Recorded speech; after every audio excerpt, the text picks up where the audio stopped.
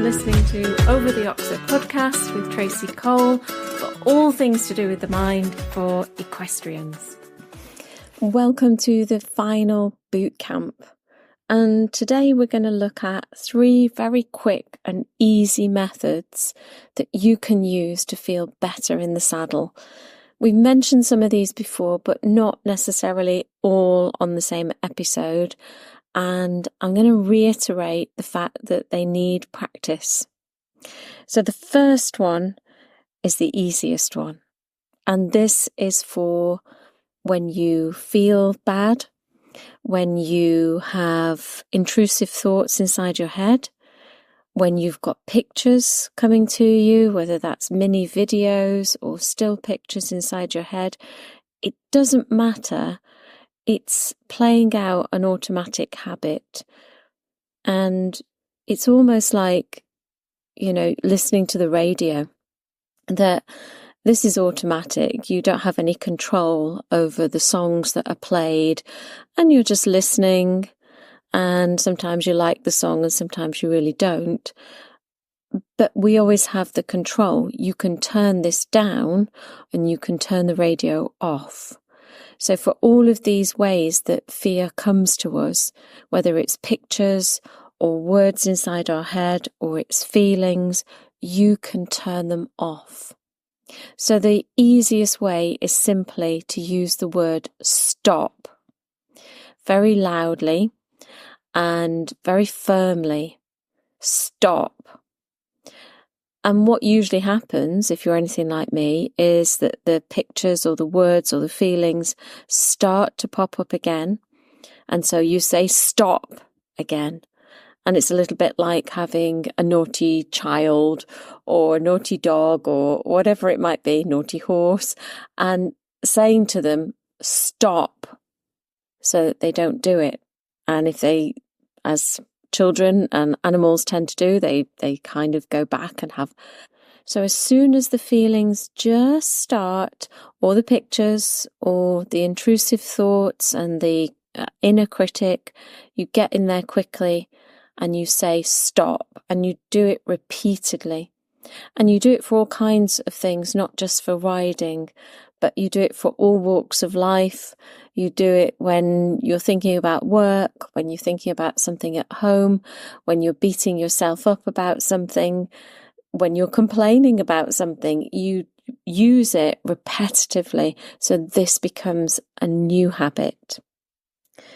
The second one is to use when you have anticipatory nerves. So maybe the ride isn't for 24 hours. Maybe it's not till next week. Maybe it's in the next hour. But you're projecting yourself into the future, and you're projecting yourself in that way, in a catastrophic way. Or maybe you don't even really clearly know what you're worried about. You're just worried. And sometimes it's a fear of fear. Sometimes it's that we are anticipating some unknown event occurring, but what we're actually anxious about is not the ride, it's the fear that we will become frightened. And that's a strange one, isn't it? It's a fear that we will become frightened when we ride. And so this little technique is really useful. And again, it needs repetition. Repeat it for different areas of life. Repeat it each time that fear bobs up again. And for this, you project yourself to the ride, but now go 15 minutes after the ride. So the ride is completely finished. Project yourself into that time point. So very often we project ourselves into the start of the ride, the middle of the ride, or something that we would find challenging in the ride. But I want you to project yourself further into the future, 15 minutes after the ride has completely finished. And you think about how you feel 15 minutes afterwards. So you're dismounted, maybe your horse is back in the stable, back in the field, maybe you're untacking, or whatever you're doing 15 minutes later. And you imagine that this event has gone totally successfully by your measure of your realistic expectation, and you've met the challenge.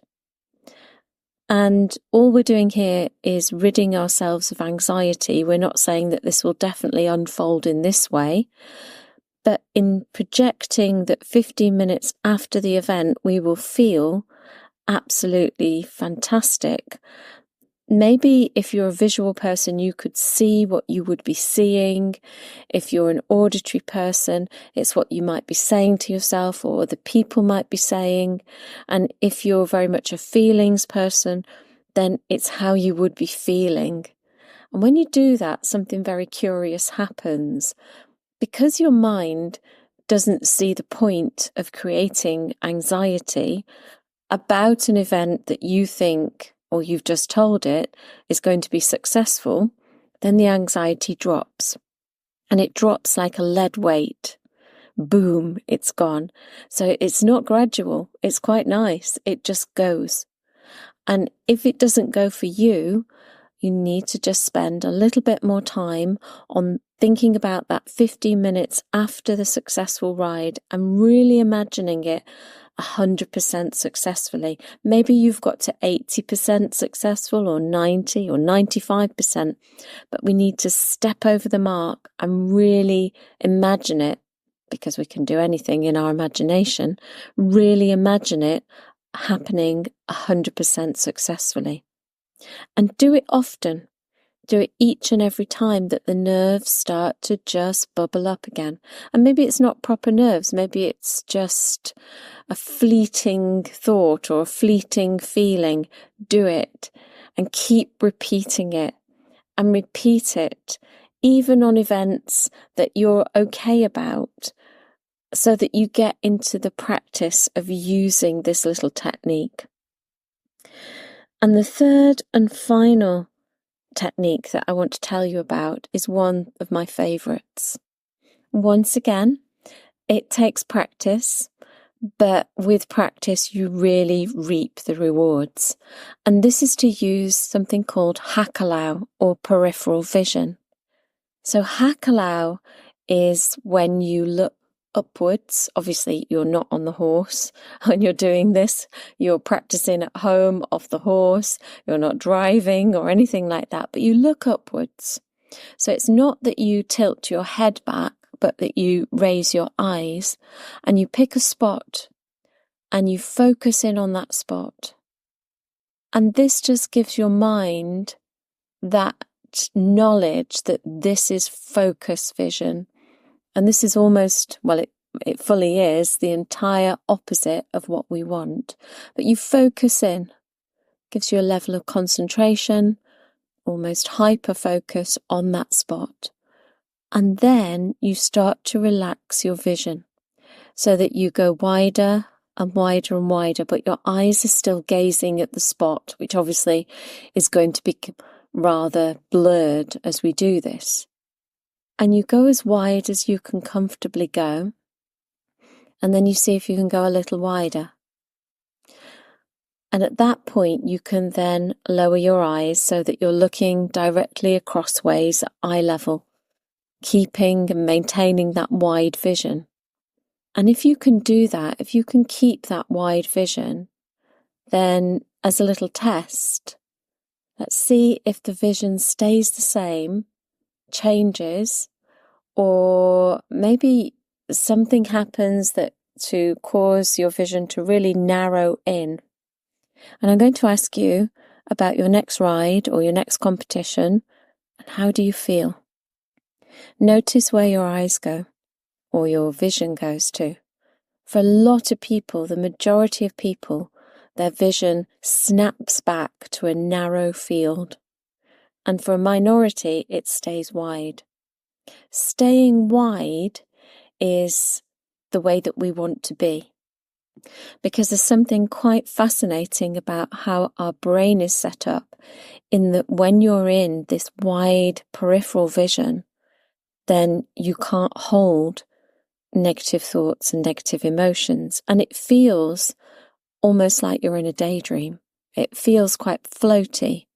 And that's the way it's meant to be. It's calming, but unusually, it's not calming to the point where you are completely out of it, but rather you are very alert. So it's quite interesting. You're alert and calm. And obviously this is fabulous for a communication to your horse as well.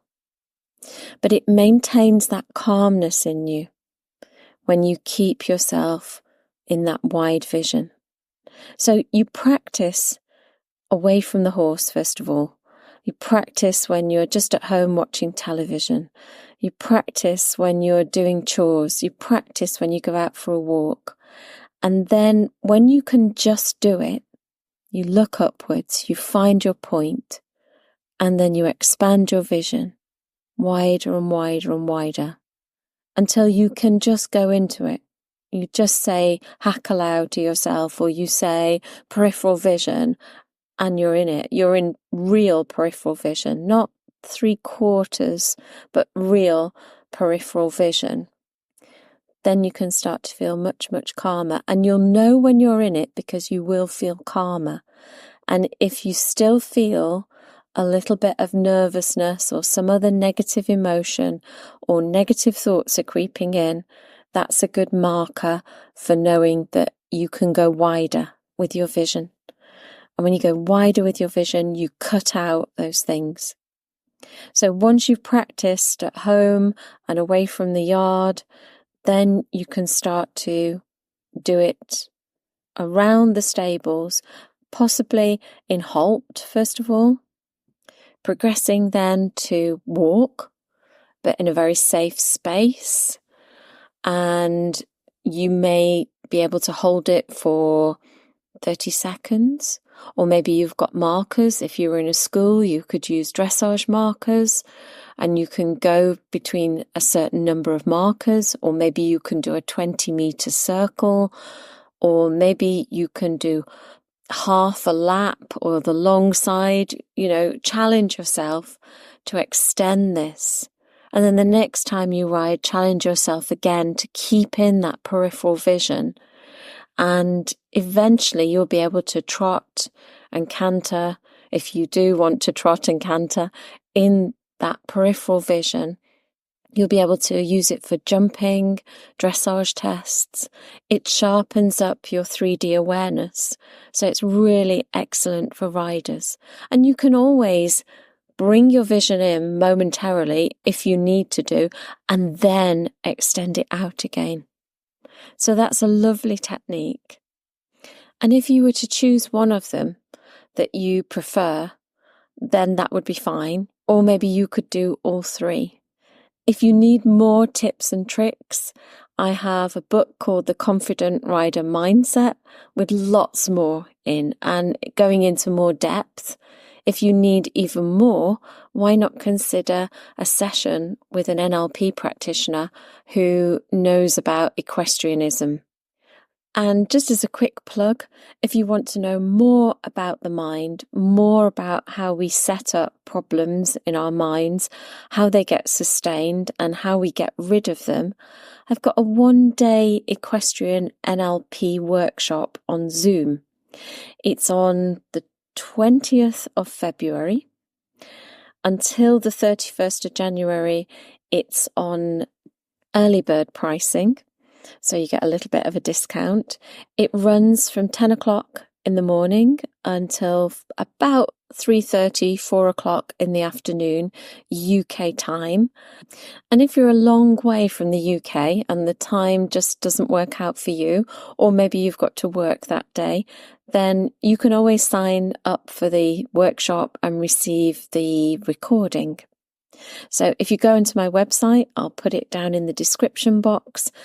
It would be fabulous to see you, and we can chat a little bit more about confidence levels and the mindset problems that equestrians create for themselves. Thanks ever so much for listening. Next time we have a fabulous guest, a sports mindset coach who's going to give us more tips and tell us more about their story. Take care, and I'll see you again really soon.